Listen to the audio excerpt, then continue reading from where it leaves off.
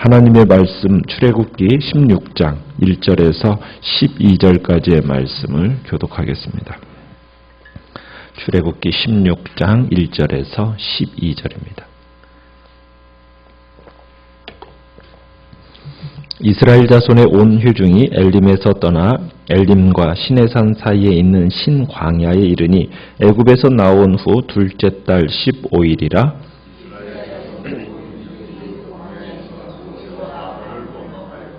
이스라엘 자손이 그들에게 이르되 우리가 애굽 땅에서 고기 가마 곁에 앉아있던 때와 떡을 배불리 먹던 때에 여호와의 손에 죽었더라면 좋았을 것을 너희가 이 광야로 우리를 인도해 내어 이 온 회중이 줄여 죽게 하는도다.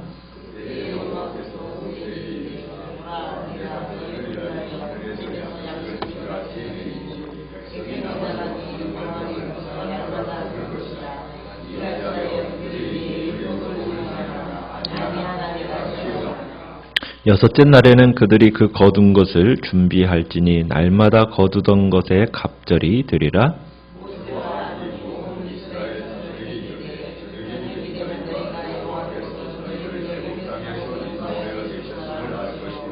아침에는 너희가 여호와의 영광을 보리니 이는 여호와께서 너희가 자기를 향하여 원망함을 들으셨음이라. 우리가 누구이기에 너희가 우리에게 대하여 원망하느냐?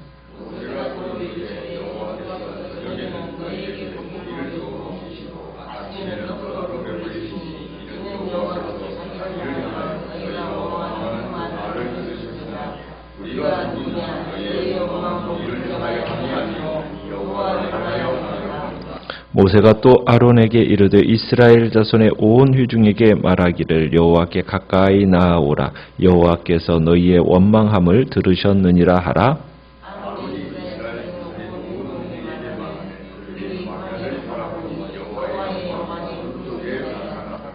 여호와께서 모세에게 말씀하여 이르시되 내가 이스라엘 자손의 원망함을 들었노라. 그들에게 말하여 이르기를 너희가 해질 때에는 고기를 먹고 아침에는 떡으로 배부리리니 내가 여호와 너희의 하나님인 줄 알리라 하라 하시니라.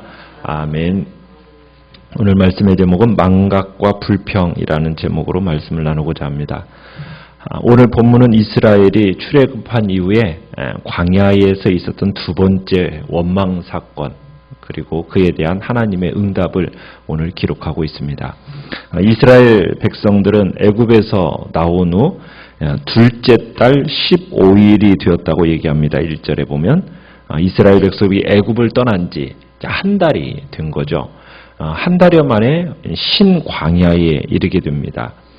한동안 천막을 치고 짐을 풀었던 풍요로운 엘림, 그 엘림을 떠나서 이제 시내산으로 가는 길, 그 사이에 신광야가 있는데 그 신광야에 이르렀을 때 또다시 이제 아론과 모세를 원망하기 시작합니다. 이스라엘 백성이 어떻게 보면 준비해온 양식도 이제 다 떨어졌겠죠. 그리고 한 달간의 광야 생활이 어떻게 보면은 또 몸도 지치고 마음도 지쳤을 겁니다. 참 이스라엘 백성들은 어떻게 보면 앞서 여러 번의 하나님의 그 놀라운 능력들을 경험을 했잖아요. 그런데 이걸 또 망각한 채 또다시 불평을 시작합니다. 불평하는 이유는 무엇입니까? 먹을 것이 마땅치 않다는 이유입니다. 3절에 보면은 이렇게 얘기합니다. 우리가 애굽 땅에서 고기 가마 곁에 앉아있던 때와 떡을 배불리 먹던 때에 여호와의 손에 죽었더라면 좋았을 것을 이렇게 말을 합니다. 그러니까 모세와 아론을 원망하여서 마치 애굽에서 그들의 생활이 어땠던 것처럼 얘기하고 있습니까? 마치 풍요로운 낙원에서의 생활이 되는 것처럼 미화하고 있는 거예요. 그러니까 그들의 참 애굽에서의 삶이 어땠습니까? 인권이 송두리째 어떻게 보면 빼앗기고 정말 혹사당했고 그 시절이 애굽 시절이잖아요. 그런데 그것을 동경하면서 그때가 좋았다. 지금 그렇게 얘기하고 있는 겁니다. 지금 그들이 당면한 이 현실이 고통스러워서 뭐 그럴 수도 있죠. 그렇지만은 그 애굽에서의 생활은 용광로 같은 삶이었거든요. 그런 시절이었어요. 그런 시절과 지금은 질적으로 다릅니다. 이런 걸 생각할 때 이스라엘의 이 같은 행동은 용납될 수가 없는 겁니다. 여러분, 이스라엘이 과연 애굽에서 실제로 고기 가마 곁에 앉아 있었던 때가 있었을까요? 떡을 배불리 먹던 때가 있었겠습니까? 애굽에서는 단지 굶주림, 또 고역 이런 것에 지친 노예에 불과했었어요. 그러니까 그들이 그 극심한 노예 사례로 인해서 하나님께 막 신음하고 울부짖지 않았습니까? 그래서 하나님이 구원해 주신 거잖아요. 자, 그런데 애굽에서의 삶을 지금 뭐라고 지금 표현하고 있다고요? 떡을 배불리 먹고 고기 가마 곁에서 여유를 부렸다라고 얘기하고 있어요. 여러분, 그런 삶이 있었겠어요? 그런 삶이 없었다고요. 근데 과거를 너무 미화시켜도 한참 미화시키면서 마치 하나님을 애굽 왕 바로보다도 못한 폭군으로 지금 만들어버리고 있는 겁니다. 그러니까 자신들의 욕망을 채우기 위해서 어떻게 보면 스스럼 없이 지금 거짓을 말하고 있는 거예요. 이 불평의 근거가 먹을 것을 주지 않는 하나님에게 있다고 지금 주장하고 있는 겁니다. 이것은요, 하나님의 은혜에 대한 배신입니다. 하나님의 그 신실하심에 대한 어떻게 보면 모독의 행위예요. 근데 그들은 하나님의 은혜를 인정하지도 않고 지금 그들을 이 모든 위기 속에서 능히 건져내신 그 신실하신 하나님을 지금 믿지도 않은 채 지금 원망과 불평을 하고 있는 겁니다. 거기다가 끝에 가보면 이렇게 하고 있어요. 온 회중이 줄여 죽게 되었도다. 모두 다 지금 굶어 죽게 되었다라는 거예요. 막 엄살을 피우는 거죠. 참 지금까지 얼마나 수많은 지금 기적과 은혜를 베푸셔서 그것을 체험했습니까? 근데 이렇게 순식간에 돌아서 가지고 하나님을 원망하는 거예요. 여러분, 이런 이스라엘 사람들을 보면서 우리가 뭘 배우게 됩니까? 참 인간이라는 존재는 본질이 바뀌지 않는 한 결코 소망이 없다라는 거예요. 참 인간은 본질이 바뀌어야 돼요. 그 본질이 안 바뀌면 소망이 없어요. 자, 하나님은 불평하는 이 백성들을 막 책망하고 징계하지 않으십니다. 대신 어떻게 하세요? 그들의 요구를 들어주세요. 그들의 요구를 무시하지 않고 들어주시는데, 들어주시면서 뭐와 함께 주시냐면 시험하고자 하십니다. 4절에 가보면은 하나님이 원망하는 그들에게 벌하지 아니하시고 오히려 더 어떻게 하세요? 하늘에서 양식을 빛처럼 내려주겠다라고 결심을 하십니다. 이스라엘 백성들의 원망이 타당해서 이렇게 결정을 내리셨겠습니까? 아니에요. 하나님은 그들이 받을 양식에 시험을 곁들이고 계십니다. 4절 끝에 가보면은 그들이 내 율법을 준행하나 아니하나 내가 시험하리라. 그러니까 하나님께 대한 순종, 너희들이 진짜 불평하는 게 왜 불평을 하느냐? 진짜 배가 고파서 하나님께 불평하는 거냐? 진짜 하나님께 순종하지 않는 거냐? 아니면은 순종하기 싫어서 배고픔을 핑계로 삼아 지금 이렇게 반응하는 거냐? 한번 내가 드러내 보겠다라는 거예요. 사실 어떻게 보면 이스라엘에게 만나를 주시기 전부터 하나님은 시험을 시작하셨어요. 왜요? 양식을요, 불만이 터지기 전에 만나를 주실 수도 있었어요.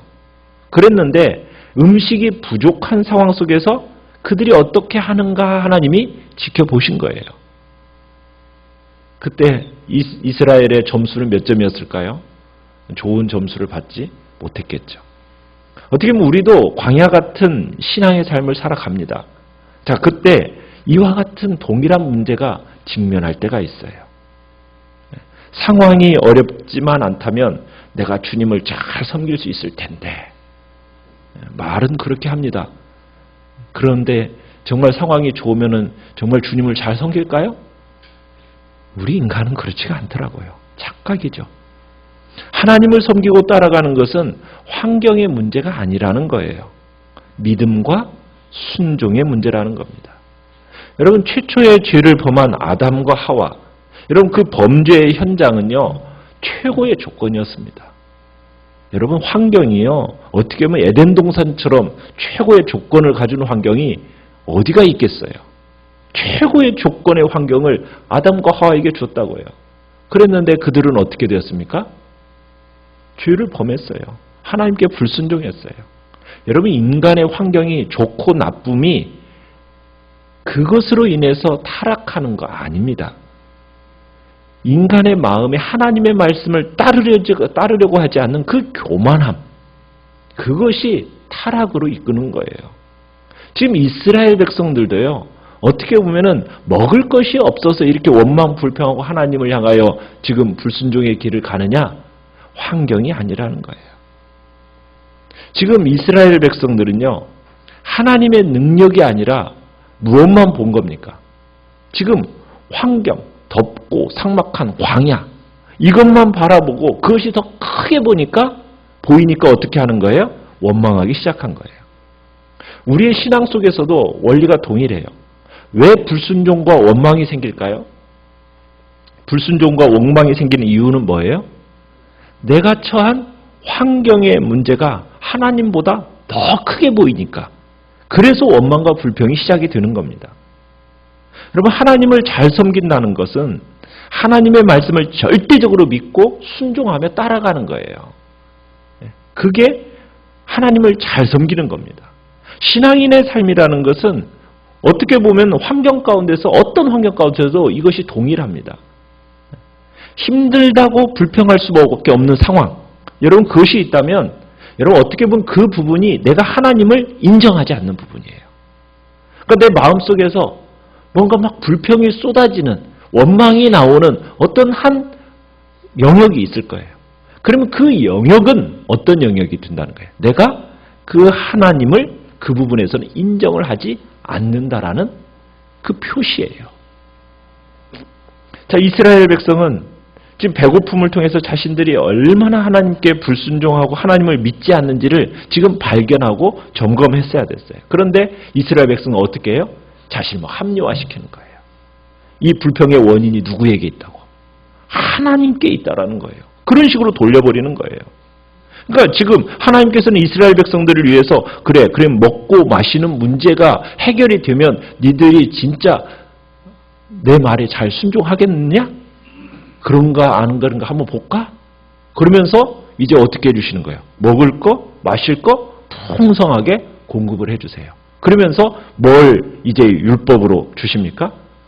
시험거리를 딱 주시는 거예요. 순종하는가 안 하는가. 너희들이 진짜 내가 준 양식을 배부르게 먹으면은 정말 말씀에 순종하는가? 자, 원망이 양식의 문제인가 아닌가 한번 보자. 그리고서는 하나님이 병행하신 시험이 뭐예요? 자, 4절 끝에가 이제 5절부터 이제 쭉 보면은 어떤 것을 시험거리를 주십니까? 각 사람이 아침에 나가서 수북이 쌓여 있는 하늘의 양식, 그거 얼만큼만 가져오래요? 단 하루치 분량만큼만 가져와라. 다음 날을 위해서 조금이라도 남겨둬선 돼야 안 돼요? 안 된다. 하나님이 매일 뭘 주시겠대요? 일용할 양식을 줄 것이니 그거 믿고 순종해라. 하루치 분량만 가지고 와서 그거 먹고 절대로 남겨놓지 말고 그 다음에 뭐예요? 나가서 또 구해와서 먹고 마시고 믿음의 훈련을 요구하신 거예요. 자, 그리고 나서 여섯째 날에는 어떻게 하래요? 여섯째 날에는 이틀분 분량을 거두어 와라.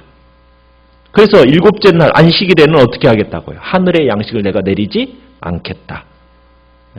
자, 그러니까 안식일에 그 먹을 것을 거두는 것에 제한을 두신 이유 뭐겠어요? 하나님의 명령에 복종하라는 거예요.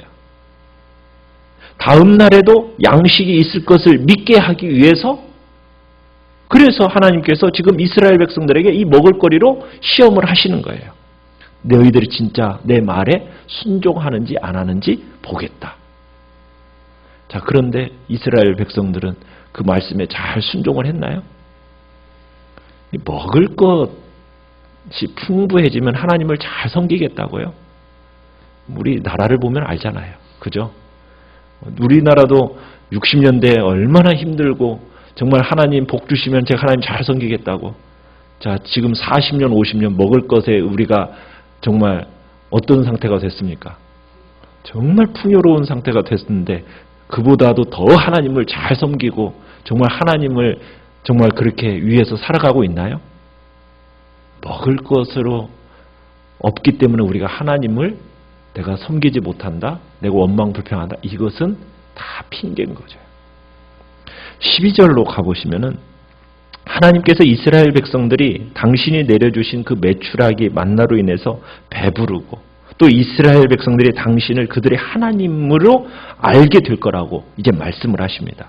그러니까 친히 고기와 떡을 먹여주시는 하나님의 손길을 날마다 체험하게 하시겠다는 거예요. 그러면서 내가 너희들의 하나님이 됨을 내가 깨닫게 하겠다. 자, 정말 여러분 광야에서 날마다 메추라기 또 만나 날마다 하늘에서 그 양식이 내려오는 거예요. 여러분 그 기적입니까? 아닙니까? 그 기적이잖아요. 기적을 체험하게 하시잖아요. 아침에 눈만 뜨면은 항상 풍성한 정말 먹을거리가 준비되어져 있는 거예요. 광야의 식탁이 딱 준비되어져 있는 거예요. 저녁이 되면 그 다음날 걱정할 필요가 있어요, 없어요? 근심 없이 그냥 잠들고 내일은 뭐 먹을까? 내일은 먹을 것이 있을까 없을까? 이거 걱정할 필요 없도록 하나님이 만들어 주신다는 거예요. 자, 그러면요. 날마다 그런 상황이면 어떻게 해야 됩니까? 정말 감사해야죠. 정말 우리에게 이 광야 속에서 이것을 날마다 먹을 것을 주시니 얼마나 감사해. 정말 나를 사랑하시는구나. 그래, 나도 주님을 더욱 사랑해야지. 자, 그렇게 해야 되는데. 자, 만나와 그리고 메추라기를 내린 이후에 원망이 사라졌습니까? 안 사라졌습니까? 배반하는 일이 멈췄나요? 아니에요. 여러분, 만나가 매일 내려가지고 문제가 된 거예요, 도리어. 그죠? 왜요? 만일 매일 내리는 것을 보면서 하나님께서 정말 살아계시다라는 것을 확인하고 날마다 감사했더라면 좋았을 텐데 맨날 내리는 만나 이제는 나중에는 뭐라고 그래요? 질린다, 질려. 네. 여러분 놀라운 기적, 은혜 이것이 매일 일어나 보면 그게 기적으로 느껴져요, 안 느껴져요? 그냥 일상적인 일이 돼버리는 거예요. 아무리 기적적인 일이라도요, 그것이 반복적으로 일어나게 되면 사람은 더 이상 그것을 기적으로 여기지 않습니다. 그냥 흔히 일어나는 일상적인 일이 돼버리는 거예요. 여러분 그런데요, 우리의 삶은 안 그럴까요? 우리의 일상 가운데 일어나는 것, 그 하나, 여러분 기적이 아닌 것이 하나도 없습니다. 우리가 건강하게 걸어 다니고, 우리가 건강하게 숨을 쉬고, 우리가 햇빛을 충분히 받으면서 우리가 살아가는 이 모든 삶의 과정이 여러분 기적이라고 여겨지십니까? 내가 살아가는 삶이 내가 기적에 둘러싸여서 어떻게 보면 하나님의 기적에 의존하며 살아가고 있는 존재라는구나. 여러분 이것을 여러분 느끼고 계십니까? 근데 우리는 어때요? 하도 기적 가운데 살아가니까 그게 기적인지 알지 못한 채 그저 일상의 삶으로 여기고 하나님의 은혜라고 여기지 않고 그저 날마다 그러려니 하고 살아가면서 내게 주어지지 않은 것을 가지고 뭐해요? 원망하고 불평하는 거예요. 대부분의 사람들이 자신에게 주어진 그 일상이 기적이라는 것을 인정하지 않습니다. 하나님이 일으키시는 그 하나님의 은혜에 감사하지를 않아요. 기적인데 기적이라고조차 여기지 않는 거예요. 날마다 하늘에서 내리는 양식을 먹고도 그것을 기적이라고 여기지 않는 이스라엘 백성과 다를 바가 없는 거죠. 하나님의 은혜에 감사하지 않았던 이스라엘 백성들, 그들과 우리가 다른 것이 무엇이냐는 거예요. 우리는 우리의 삶에 일어나는 일상의 일들이 결코 정말 기적이 아닌 정말 기적으로 우리가 그것을 기적으로 여기기를 바라요. 그냥 단순하게 우연한 일일 뿐이다. 아니에요. 하나님의 계획과 섭리 가운데서 우리를 위하여 이루시는 기적 같은 은혜가 매일 매순간 일어나고 있음을 인정하시길 바랍니다.